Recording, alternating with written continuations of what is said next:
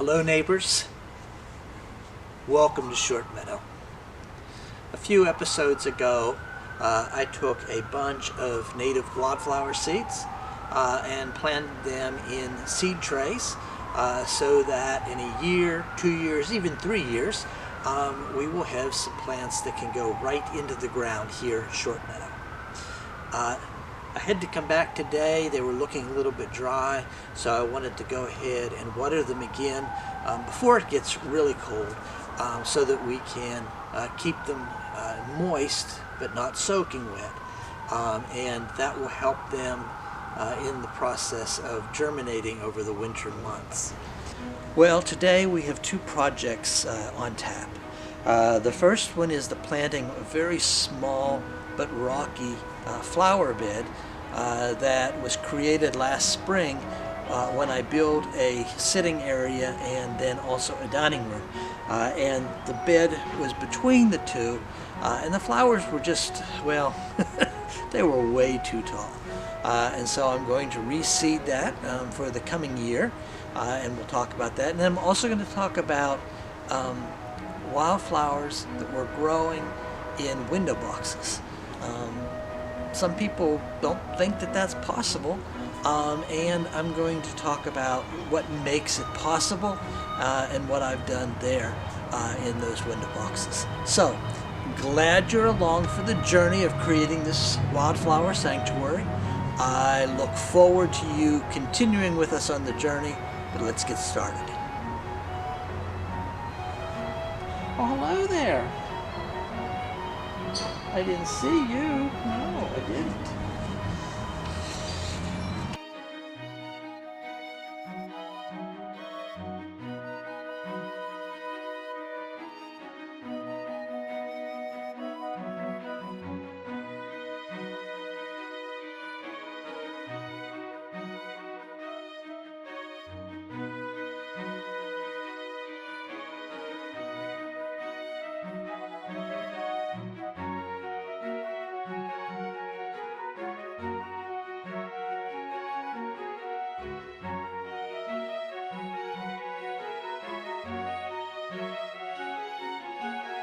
Now, I created this bed last year, and it performed quite well for me. I put in some annuals, brown-eyed Susans, which are very prolific and very beautiful.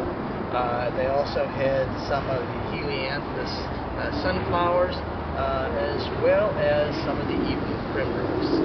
But as you may see, this is a newly formed bed. When I created the top patio area, I put in a lot of rock, and the ground over the last year, this topsoil has settled into the rock. So what I'm going to do today is put in some more topsoil, fill this in, and then it will be ready to plant again.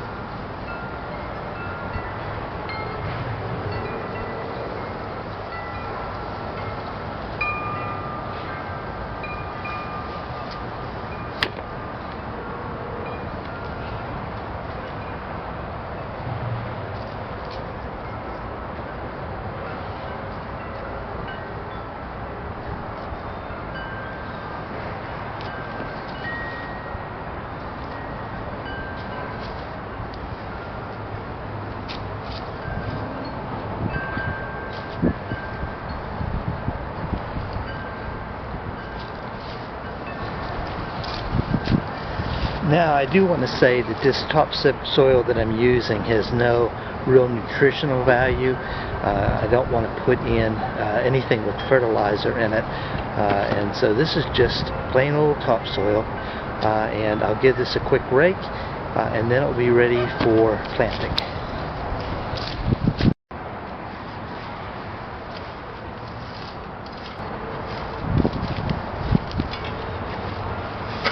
As you can see, there are already some perennials growing in this bed, and so I'm trying not to disturb them because they will be ready to grow, really go this year.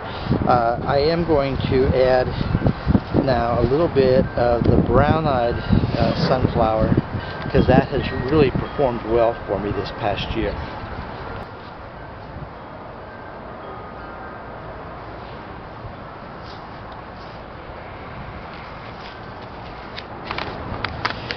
Again, just a little bit of the annual wildflower seed mix, which also has some of the coneflowers in it and other perennials.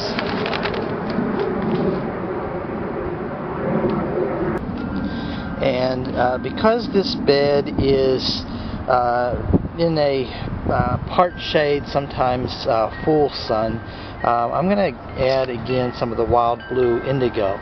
I just think it looks beautiful. It's only 4 foot, so it shouldn't be that tall, but still have a nice backdrop for the seating.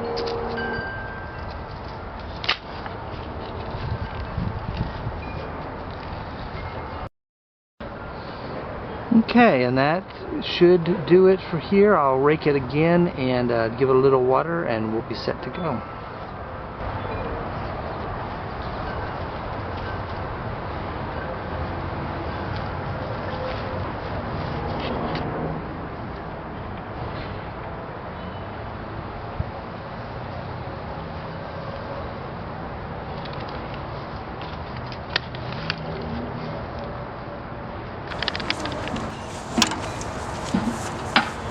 Again, it's supposed to rain a little bit this afternoon, and if it doesn't, then I'll come back this evening and give it another water as well.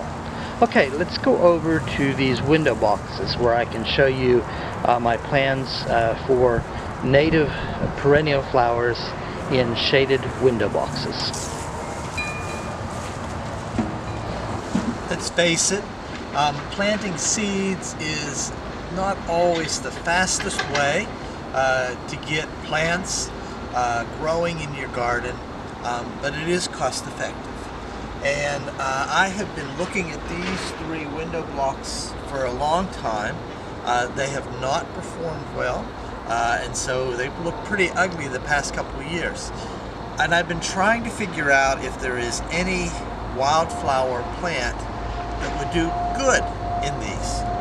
And I finally decided that I wanted to try Jack-in-the-Pulpit. Jack-in-the-Pulpit is a beautiful, rather short plant that flowers annually.